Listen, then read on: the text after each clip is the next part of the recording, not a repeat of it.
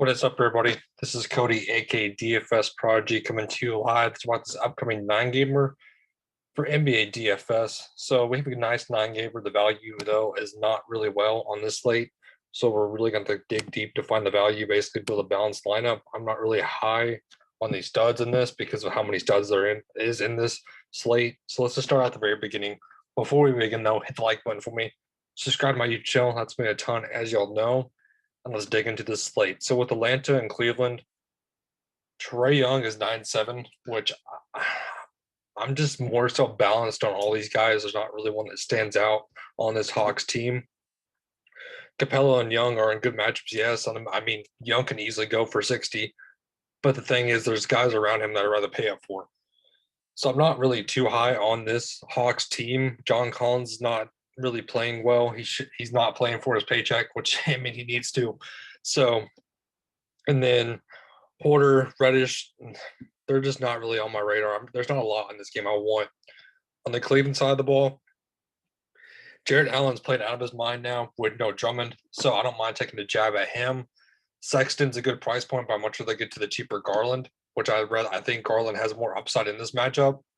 Chetty Osman's only in play if there's no basically Taurean Prince. If Taurean Prince is in, then I like Prince alone. So we just need to watch and see what's going to happen with that situation. Going to Detroit and Orlando, this is a much better game in my opinion, but the over-under is pretty small. So Vucevic, 10-2. Like I said, there's guys around him I'd rather pay up for. He's just not really on my radar. Evan Fournier is, I mean, he looked good last game, but do you trust it? I don't really trust it at all. Aaron Gordon's still out, so that's basically still going to open up Terrence Ross to take more shots, but I'd rather get to Evan Fournier than Terrence Ross. MCW on this, like I said, the value is not there. So I might take a jab at MCW, to be honest with you. MCW is going to have to basically score the ball, and he's going to be starting the point. So, like I said, there's not going to be really much value options to go to other than MCW. And there's one more guy in this range I do like on the Pistons side. On the Pistons side of the ball, Jeremiah Grant, he's definitely in play. He's in play every single slate. I like him easily.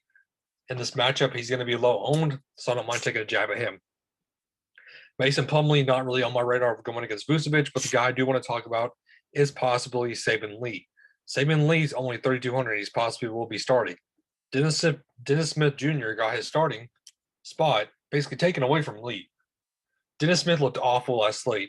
He did not provide any assist, basically did nothing on the court. We might see a situation where they start Dennis Smith for 5 minutes and pull him straight off and put in Saben Lee, which I'm loving Saben Lee at this price point, and he's going to hit a value easily. So give me some Saben Lee. Going to the Kings of Brooklyn. We know how this normally goes. Brooklyn does not play defense, neither does the Kings, so this over-under is going to be pretty high, in my opinion. So I don't mind taking a stab at James Harden or Kyrie. Both guys are going to be in play. I like James Harden slightly more than Kyrie, but I wouldn't blame you to go to Kyrie based on the price point. The rest of the guys are just not really in play, but there is one key injury which we need to watch for is Jeff Green. The injury looked bad last game. So this could open up DeAndre Jordan. This could open up Bruce Brown. We don't know who this is going to open up, so we need to watch the starting line. But it's obviously going to be Harden, Kyrie, and so on and so forth. So we could see Jordan for more minutes, which I don't mind taking a shot at him. On the Kings side, De'Aaron Fox is in play at 8,000. You can definitely get to him in this matchup. Halliburton, he's always in play, in my opinion, coming off the bench. But we need to watch for the Harrison Barnes news because this could open up whoever starts in Harrison Barnes' place, which could be Jeffries, which that's another value we could possibly go to. Going on to Boston and Dallas. So Luka Doncic's disappointed last game. He's hard to get to over 11,000 right now. I don't trust it. I don't really like it. Zingas and Kleber are the big news, though. We need to watch for them, too. Basically, if Zingas and Kleber are out, that can open up much more like a Richardson, like a Hardaway. We just need to watch the starting lineup and make sure that both of them are out. I think Zingas is more inclined to play than Kleber because Kleber's ankle looked a little bit messed up. So we just need to watch for the status of him and watch for the status of Zingas. On the Boston squad, Jason Tatum in play, 8,900. I don't mind taking a shot at him. Jaylen Brown, I'd much rather go to Jason Tatum. Kimball Walker, though, is the main guy I want to get a piece of. I love Kimball Walker in this matchup. I love his price point. The price point's not moving. He's shaking out the rust every single game. He lets a lot better almost every single game he plays in now. Give me some Kimball Walker, and the interesting point is Tristan Thompson. Thompson basically is playing over 30 minutes a game now. So we could definitely take a shot at Tristan Thompson. Daniel Tice is seeing 27 minutes now, 28 minutes. I don't mind taking a shot at him. So those are two guys that are definitely in play. Golden State, New York. I don't like this match for Golden State whatsoever. I'm pretty much off of Golden State for the most part. Steph Curry's out. That could open up a little bit more. But if Steph Curry's in, there's nothing I want on this team. I'm not taking a shot at anybody else. I don't trust this team going against New York. On the New York side of the ball, though, Julius Randle is definitely in play. I like his price point. I like his matchup. He's in the smash spot. Give me Julius Randle.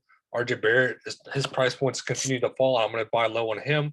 Give me some RJ Barrett in this matchup. He looks good. He's playing the minutes. I don't mind taking a shot at him. Philly and Toronto. So on this team, for the Philly squad, Joel Embiid definitely in play. This matchup's great for him. Ben Simmons, he's in play, even though I'd much rather get to Joel Embiid. But if Simmons wants to turn it on, he'll turn it on. He just needs one to play. So I don't mind taking a shot at him if he wants to play in this matchup, which I think he will. Give me Ben Simmons with that X's off Tobias Harris. Seth Curry and Shake Milton are both in play as value options, so you can take a shot on them. Looking at this Toronto team, Fred VanVleet, I'm not playing him. When Ben Simmons is on him, he can't do anything. He looked awful when Ben Simmons was on him. He can't drive. He can't do anything. I don't like Fred VanVleet in this matchup. If Lowry's in, that takes away from a lot of people. In this matchup alone, Siakam, I don't really want a piece of him. Boucher kept this team in play, so I like him as a value option also. Norm Powell couldn't buy a bucket. I'm not on Norm Powell. There's not a much I want on this team other than Boucher and Aaron Baines. Baines started and saw 29 minutes. His minutes are increasing up on a value slate that is standalone not great. Give me Aaron Baines as a value piece. Moving on to Minnesota and Milwaukee. So this matchup alone is pretty good for the Bucks, and on the Wolves side, there's not a lot I want. So on the Bucks, Giannis obviously in play. You can definitely get to him. He's a pay-up option I want a piece of easily. Chris Middleton finally looked good in the last game. I'm gonna go buy low on him and go right back to the well.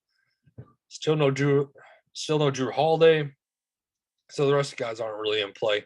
We can look to Augustine as a value if you really want to get streaky. On the Minnesota side, new coach. So Karl-Anthony Towns also, I don't really want him in this matchup.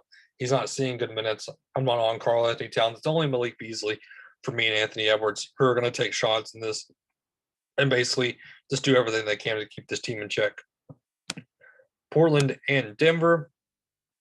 So Denver squad, Nikola Jokic, he's in play, but I don't really like this matchup. I'd rather get to Joel Embiid. Jamal Murray, he's basically on another planet. I like Jamal Murray easily in this matchup. He's streaky. I know he is. I know very streaky, hot and cold, but he's on the streak right now of being hot.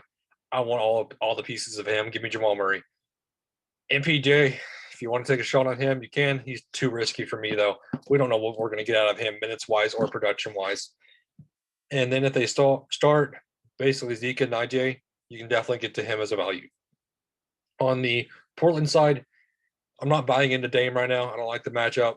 I don't like much from this team other than Gary Trent. Trent is going to shoot the ball as many times as he wants to. He's streaky also, but if he gets hot, he gets hot. I like him in the mid-range. Washington and the Clippers.